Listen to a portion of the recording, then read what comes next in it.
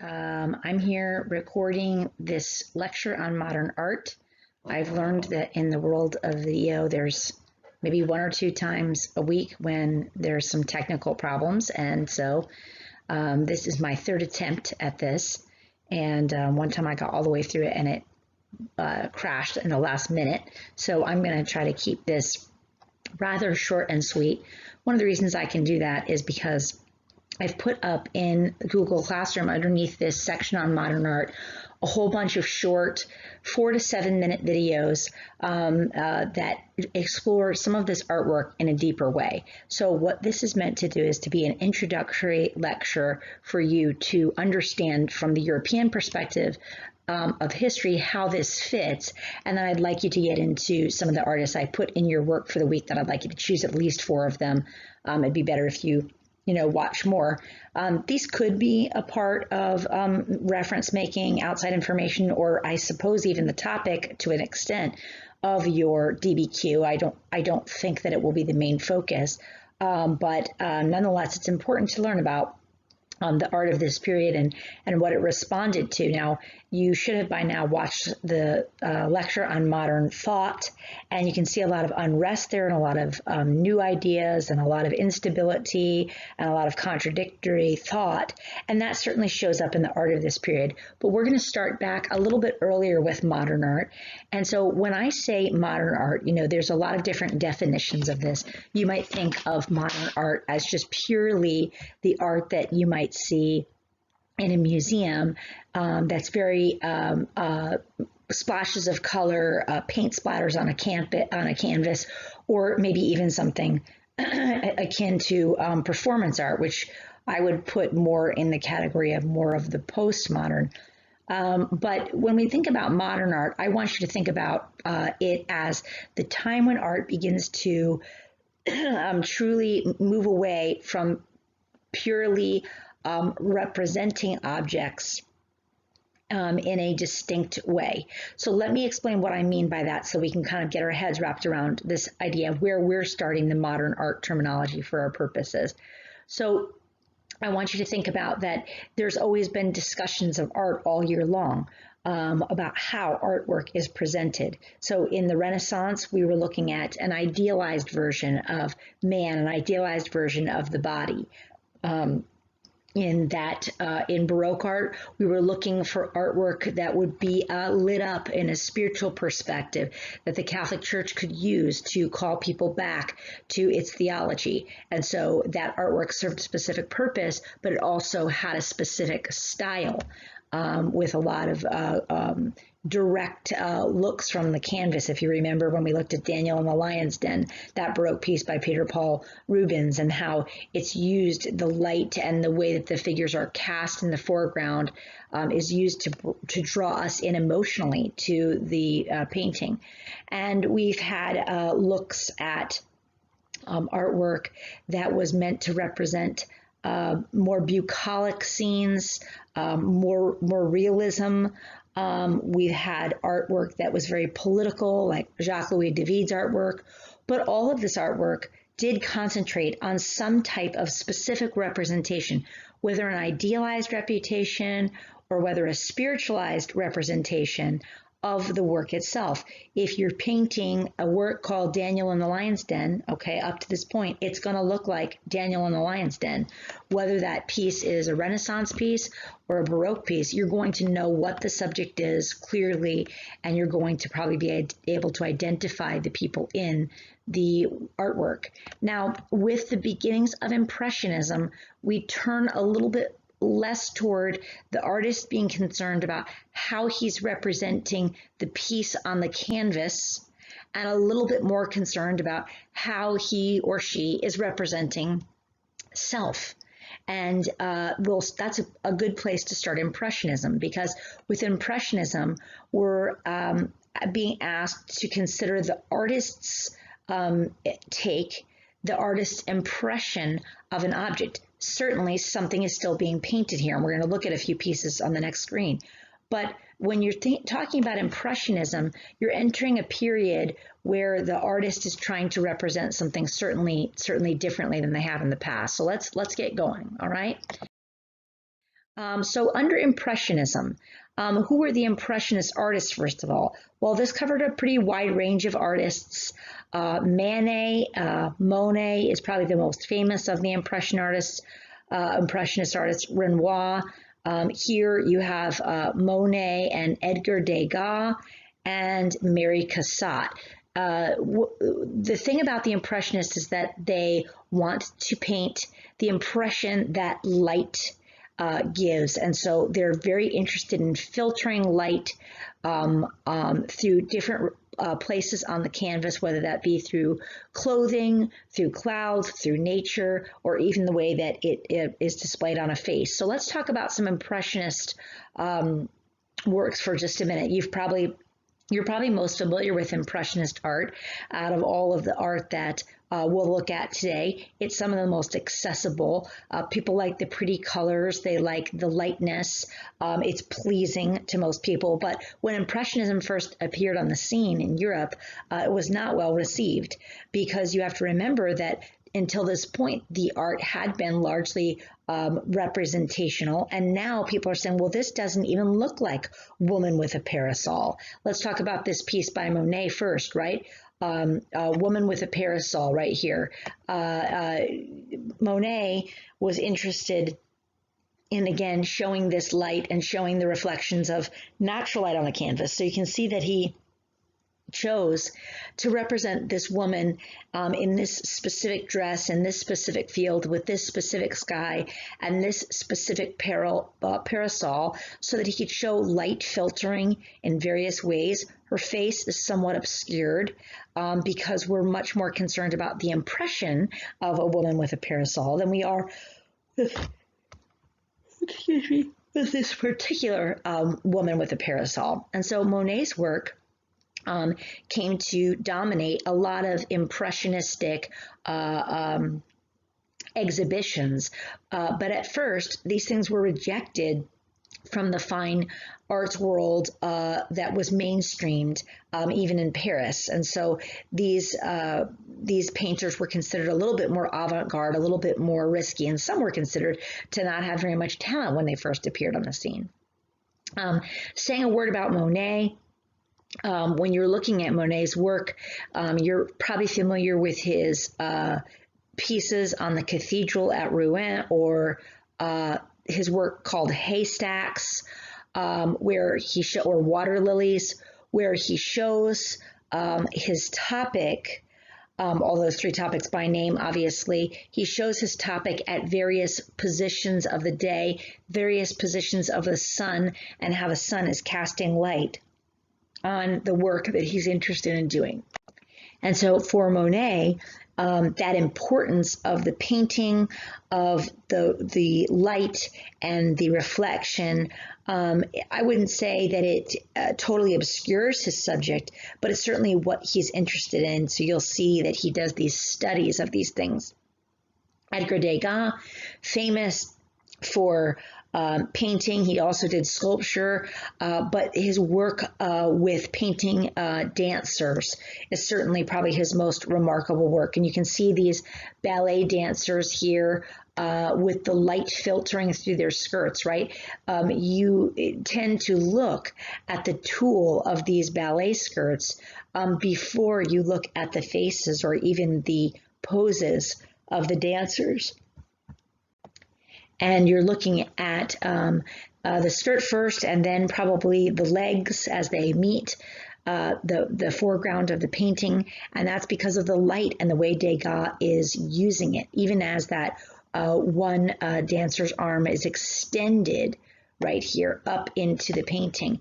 We see that light is what's being used in a special way to draw us into this particular work.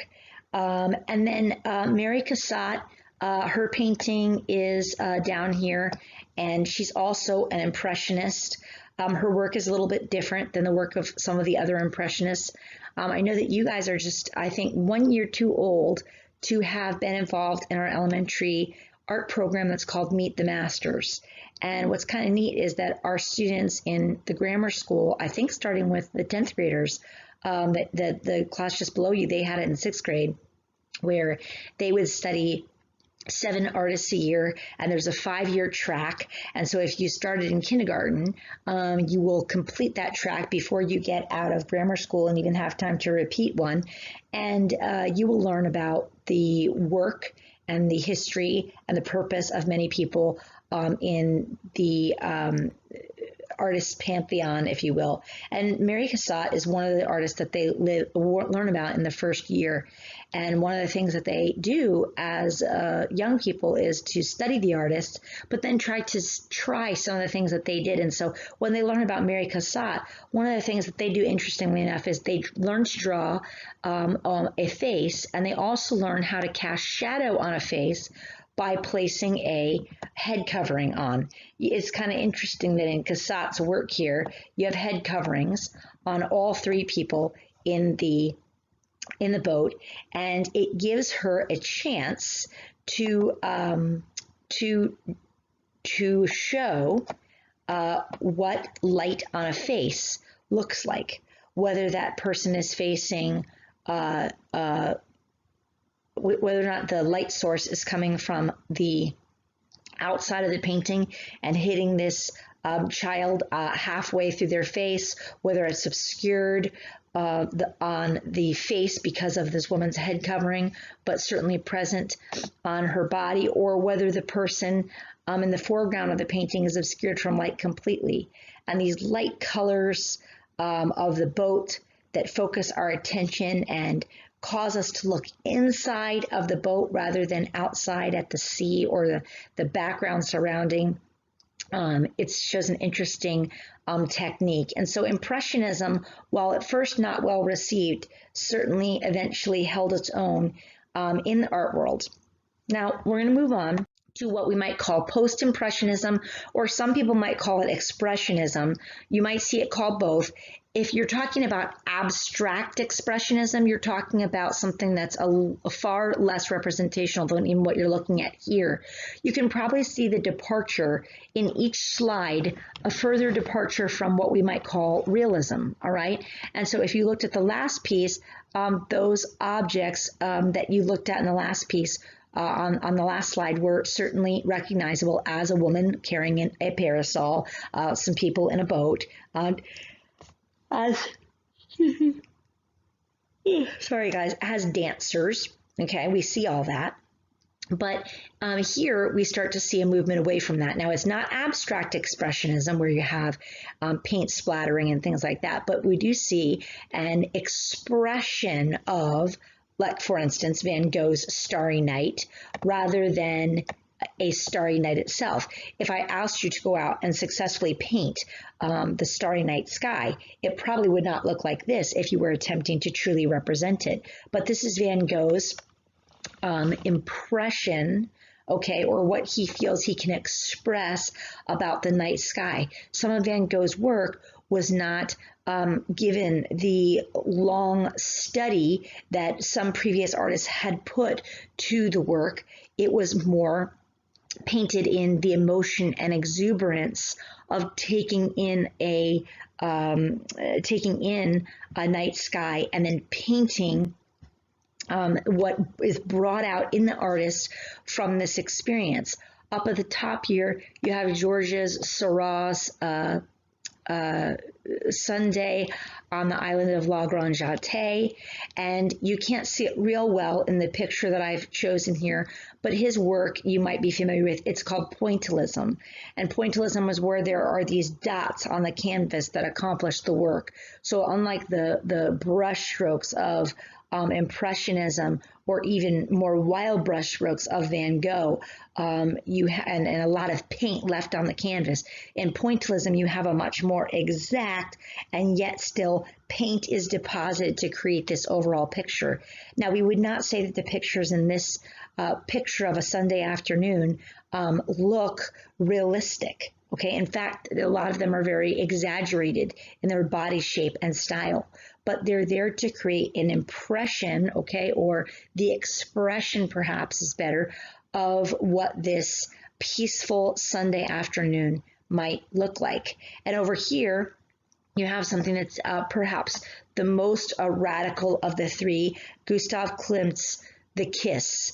This is, of course, figures that we can certainly recognize as human, but they are not drawn in a way that you say, wow, they really represented what humans look like exactly. That's not true in the formation of their figures. Clearly, with the way that the clothing is wrapped around these figures, that's not the goal. We would not say that this position of the two humans and the way that they are embracing is realistic or necessarily natural, but it certainly is intriguing, and it draws in the viewer with the idea of the artist's expression of what he finds to be this romantic embrace between the two figures in the picture and what is enveloped in what he calls the kiss. And so in post-impressionism or expressionism, we have again a further regard for the artist and their feelings and ideas about what's being represented. And we're going to go even further. Let's move on. Talk a little bit about Cubism. So this is Pablo Picasso. Cubism is an emphasis on shape in art, on varying shapes, and you can see all kinds of contrasting shapes in this painting that some would have found disturbing or disorienting. But the Cubist movement was a movement that changed a lot of art forever. And I think the video that I put up on Cubism talks about it being the most groundbreaking in the sense that it truly breaks off the idea that the artwork is representing something that we can immediately ascertain and say, okay, see, in our last two slides, we could say, well, there's a woman with a parasol, or there are dancers, or okay, there is a starry night. When we look at these works, we're not perhaps exactly sure what's going on. We may get a thought for some of these things. The titles may help us, or they may not. And Picasso's work in Cubism and the emphasis on shape pulls us away from that instantly recognizable subject and more into the world of the artist himself. So when we get into even further works, then we're going to be talking about abstraction. All right, and so we move into the abstract. Now, in the last slide, when you were looking at Picasso's piece called Guernica, that example of his work, you might not have been able to tell what that work was about, but you might have been able to pick up on the fact that it was pretty chaotic. It was pretty, it looked like a piece of work where it was not casting a general mood of happiness. And that piece of work is probably one of Picasso's most famous. We'll talk a little bit more about it when we get into the dictatorships and world war section of next week. It was painted about the Spanish Civil War and was painted in 1937. But when we think about that work, we can at least tell what's going on. We can tell that there's something bad happening and that he's representing some chaotic feelings. What kind of feelings is this work representing? Well, this work is by a Russian artist named Kandinsky, and he's considered the father of abstract art. And when we think about abstract art, this is where some of us might think, well, this is what modern art feels like to me. You might be tempted to say, along with what other people have said, well, anyone can do this. Anyone can do this. This particular piece is called Square with Concentric Circles. And Kandinsky is expressing his particular feelings and his particular emotions and his particular engagement with color and with shape in this abstract art. It's kind of interesting. When you look at modern art, the further art gets away from representation, probably the more skeptical I personally have become. And I think there are limits to what art, when it becomes no longer art. But I think we can have appreciation for the prettiness, the beauty, if not the messaging of this particular art, although some of us might be able to relate more. I'll tell you that when I look at abstract art, or even on the next slide, surrealist art, I did have experience that I considered to be kind of interesting and important when I visited the Dali Museum. I had never gone, and I believe that you guys have been, and that you go with Spanish class. I don't know for sure if you've already done that. I think you did that this year even. But let's move on and talk about surrealism, because out of the movement toward more abstract art also came new art forms. We're going to talk about one more first before we get to surrealism, and that's Dadaism. You know, some people would draw the line with Dadaism. You probably have heard of it before. This particular piece of artwork says, this is not a pipe, right? What is Dadaism? Well, it's playing with contradiction. It's playing with irony. It's playing with statements that are wild, mad, shocking, silly. You will see that I've put a particular video on Dadaism up under Google Classroom, and it shows you some of the exhibition works in Dadaism. Your text shows some of these as well. It's the silliness, the hobby horse art of Dadaism that some people saw it as this groundbreaking movement, and some people saw it as mockery. It's hard to know the difference when you're looking at Dadaism. When you're looking at this particular piece, is this supposed to be messing with your mind, or is this supposed to be a representation of contradiction? Again, we're in that post-World War I world where more and more goes because there's more and more confusion and more disorientation. And so Dadaism had things in it from "This is not a pipe" to paintings of the Mona Lisa with a mustache painted on it, to people dressing up in paper cones. And so Dadaism was certainly in your face, breaking away from the traditional rules of what might be considered stuffy art or what might be considered defining art. In other words, it can't be defined. We're going to define it, and we're going to turn things topsy-turvy. We're going to turn things on their head in Dadaism. And so let's go back and look at surrealism as our last particular piece of art here, and you're going to get to look at some things more distinctly, but I wanted to at least fit them into a context. When I went to the Dali Museum, it was interesting, and this is also true of Kandinsky's work as I was looking at it and reading about it. When you go to Dali's museum, they have the first part of the museum organized chronologically to tell you about his life. And before he began painting his surreal works, Dali had a lot of very classical art training. If you were to go to Dali's museum, you could see his work in still lifes and representational art and landscapes and portraits. And it's pretty interesting to see that if you're looking for, anyone can do that, if you looked at Dali's work in the beginning part of the museum, you certainly probably wouldn't think that you would be capable of producing that kind of artwork. And if you get to go to the Dali Museum, or if you've already been, or if you get to go again, I would say definitely get a tour guide, because they did an excellent job of taking you through the Dali's personal history and what he was trying to accomplish and say with his various works. And Dali's museum works his surrealist pieces can be out of what appear to be dream sequences, or maybe nightmares. You can think about the Freudian aspects of his painting and how those things might have been affected by some of the modern thought that we talked about in the previous lecture this week.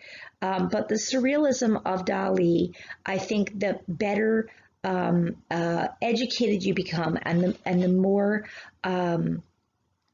information you have about the paintings he painted, you can have a greater appreciation, if not love, for his work. I personally wouldn't want a Dali painting hanging in my home, but that doesn't mean that I can't have an art appreciation for the work that he did and for what it represents. And it doesn't mean that we can't become better educated about what this modern art is trying to do and accomplish. And so I want you to do that as you look at the specific videos on Google Classroom this week. I'm also going to put up just a couple of audio clips, or if I can't find them, maybe video clips of the audio, if you will, from YouTube, of a couple of pieces of modern music. And I want you to look at that modern music and note it for its atonal qualities, for the confusion that was brought about even in the music world in this post-World War I era, where we're having a lot of conflict about ideas and about the ways that we should think or not think about the world that we live in. So I'm going to sign off on this art introduction and send you off into Google Classroom to look at these different artist movements and to look at some more specific pieces and artists. So I hope you enjoy it. Bye-bye.